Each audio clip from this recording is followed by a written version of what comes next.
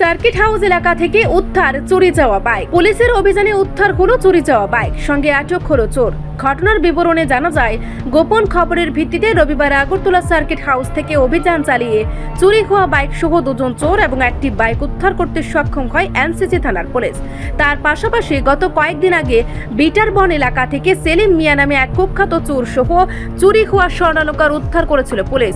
সেই মামলায় আরও একটি স্বর্ণের চেইন উদ্ধার করতে সক্ষম হয় এদিন এনসিসি থানার পুলিশ।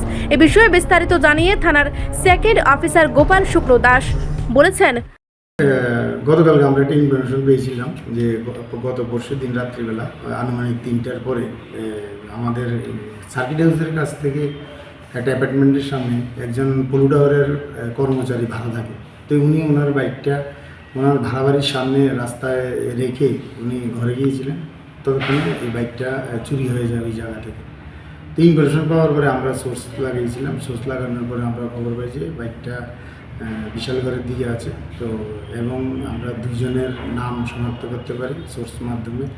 তো আমরা দুজনকেই ডিটেইন করি। ডিটেইন করার পরে তারা স্বীকার করে যে তাদের সঙ্গে আরও আছে জড়িত, এবং আমরা বাইকটাকে উদ্ধার করতে পারি। তো আজকে আমরা একটা মামলা নিয়েছি কমপ্লেন্টের লিখিত অভিযোগ মূলে। তো আজকে আমরা তাদের কোর্টে প্রেরণ করছি এবং 5 দিনের রিমান্ড চাইছি। তাদের যে সহযোগী আছে আরও তার পুরো গ্যাংটাকে আমরা আটক করার জন্য। আর একটা কেস, আমাদের একটা পুরানো কেস ছিল, আগের কেসটা 49 নম্বর কেস। ওই কেসে আমরা একজন চোর ধরেছিলাম যেটাতে স্বর্ণালঙ্কার চুরি হয়েছিল।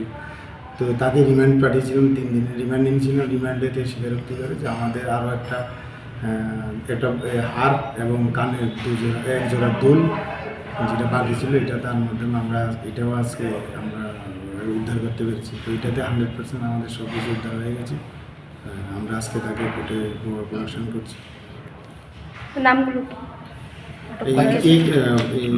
বাইক চুরি গেছেন হচ্ছে এমডি শাহিম একজন, আরেকজন হচ্ছে শরীফ মিয়া, একজনের বাড়ি বিশালগড়, আরেকজনের বাড়ি রহিমপুর, বক্সনগর রহিমপুর। বাইকটা কোথা থেকে চুরি হয়েছিল বলেছিল? বাইকটা চুরি হয়েছিল আমাদের সার্কিট হাউসের কাছে একটা অ্যাপার্টমেন্টের সামনে। ওই অ্যাপার্টমেন্টে উনি ভাড়া থাকেন। রিপোর্ট সংবাদ প্রতীক্ষা।